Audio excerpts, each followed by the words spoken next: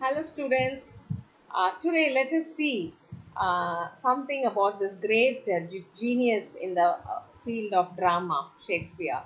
Now, for this course, Shakespeare 19L5CC9, we have a few topics which gives us a general idea about Shakespeare's plays, about his theatre, about his audience. That's what we are going to see today.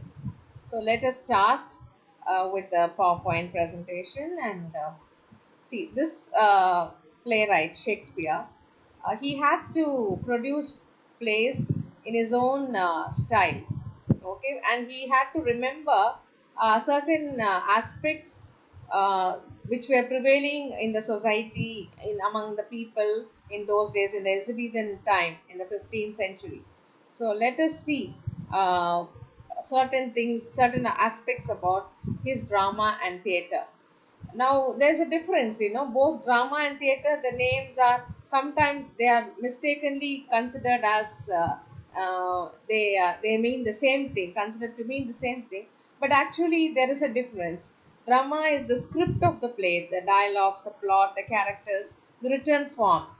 Theater involves other things also. It includes the actual making of the play, the staging, the producing of the play on the stage before an audience, which involves actors, director, setting, music, costume, makeup, and all that.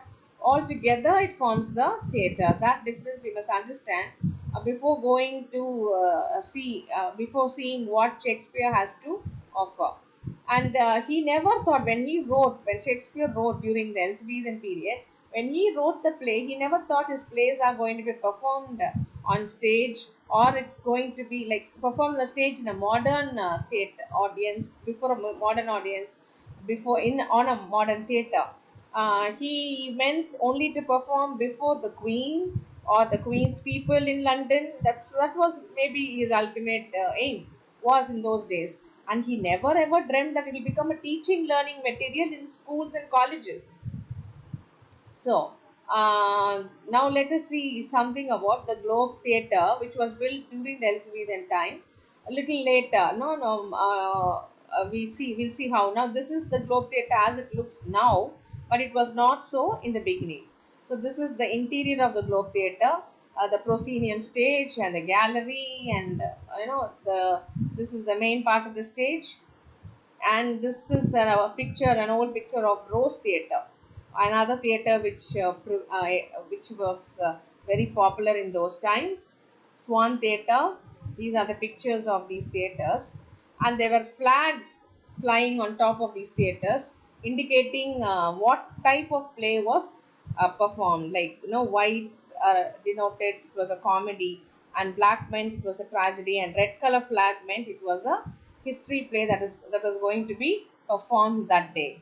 Okay, so Elizabethan audience, we must understand a little the kind of actors that he had to choose, the kind of plays he had to perform.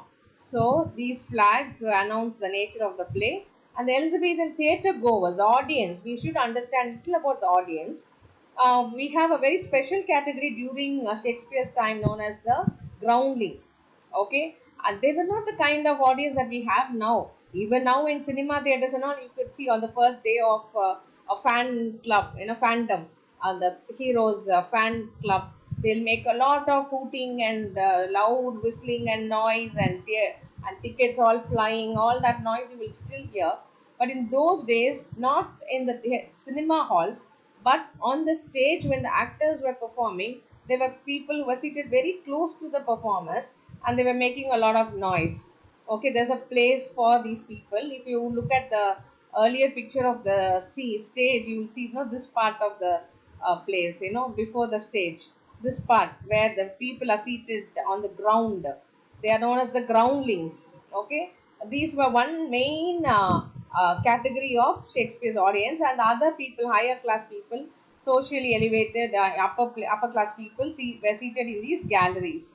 So this is the place for the groundlings. So let us go back to the slide which talks about the groundlings. They are not the quiet audience. They make lot of noise. They whistle. They hoot. They throw tomatoes, rotten tomatoes. They are restless. They are unruly. And when the serious play is going on, also they'll be just talking, eating, and they were known as I told you earlier, groundlings. They booed also most of the times. if the players did not perform well. So here we see another clear picture of the groundlings. Okay, let me adjust the screen a little so that you get a clear picture of the groundlings, and the see how the performers are performing, the characters are acting, and there is a dead body here, and these groundlings are watching, and these are the galleries on the side. Okay, you get a clear picture now. So now, because of such categories of audience, there were law, and also because of the kind of situations that prevailed at that time, there were a lot of limitations for Shakespeare. Like it was an open air theatre, and there was no shelter on top, no roof. It was open air, and lot had to depend on natural light, no artificial lighting. No cameraman or no lightman lifting the light and walking up and down, focusing the light, zooming in, zooming out, and all was not possible. There was no camera also. And it was broad daylight. So Shakespeare had to remember that when he was doing the play, and there were no properties, no scenery also, no scenery, no curtains, nothing. So this was a kind of period time that prevailed at that time, the situation that prevailed at that time. Shakespeare's senior genius did a wonderful job of making use of these limitations, making those challenges. He met those challenges very well, and he converted all the limitations into a positive way of creating wonderful effects using his language. So how did he overcome these limitations? Like he would create wonderful poetry and wonderful drama using his language, using his words. The atmosphere will be created to grab the attention of the audience. And so most of the first scenes, if you see in Shakespeare's plays, they'll be really very loud, because the whole audience will be so noisy. They wouldn't have settled when the screen, no screen also, sorry, when the play starts. The drama that is created on the stage will be so great that people will all be settling down quietly. Okay, so if you look at Tempest, there'll be the shipwreck. Okay, and lot of noise and furrow and all that. Shipwreck. And Hamlet, it is a ghost scene and all that. The witch, Macbeth, it is the witches scene. So some scene which will grab the attention immediately of the audience. The Tempest, the storm scene, the Macbeth, the three witches, Hamlet, the appearance of the ghost, which is louder, and these scenes will make the whole thing louder than the noise made by the audience. So that much for the opening scenes, okay, which are very very effective. See, this is the opening scene of, this is a movie picture from the movie I've taken, but imagine such scene will not be available for Shakespeare during, such facilities will not be available to create a real natural scenery here for Shakespeare that time.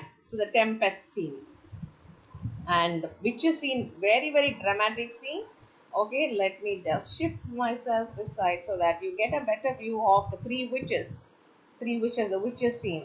Okay, and fair is foul and foul is fair, over through the fog and filthy air. When they sing the song and they move around the cauldron and the fire and the all sort of things are floating in the cauldron, that will create such a dramatic scene that the whole audience will settle quietly. When such a drama unfolds before their eyes, they just settle down very quietly. So very nice example of a very eye capturing or attention grabbing opening scene of Shakespeare's plays.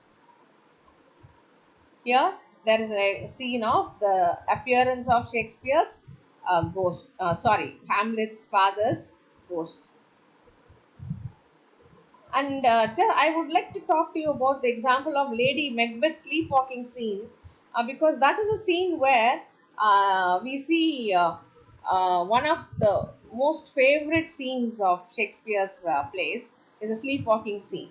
Now we should imagine that it is 3 o'clock in the afternoon, and people are watching the play, and they have to imagine that this is night time, and Lady Macbeth is walking with a candle. That entire atmosphere was created through the language of Shakespeare.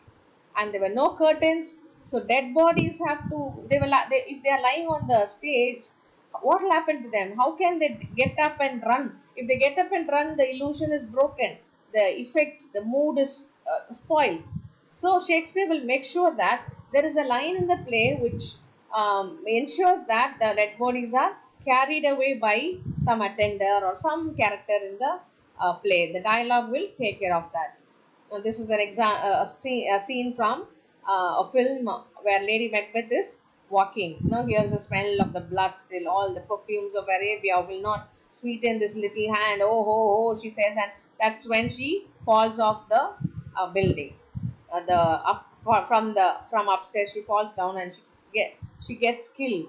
Okay, so this is how this scene Shakespeare has to create in the broad daylight. That is the greatness of this artist, and lack of female performers. Because of that, he had to choose boys whose voice had not broken to perform these roles of speaky, high pitched voices of these girls. Okay, they have to speak in such a voice, and that is why in most films, most plays, Shakespeare used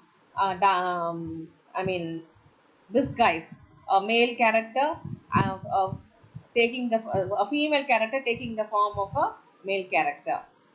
I will discuss this in detail when I discuss the women characters. See the example of Viola disguised as Cesario, her brother Sebastian. See how they look alike. It is easy for a boy to perform this role of Viola because when the disguise takes place, there's not much of an effort for the boy to act like a boy, though he's playing the role of a woman. So these are some aspects of Shakespeare's theatre and audience. As we go to the next unit, I shall discuss the aspects of comedies, the aspects of tragedy, and women characters. We'll see these details a little more in a more detailed fashion. Thank you.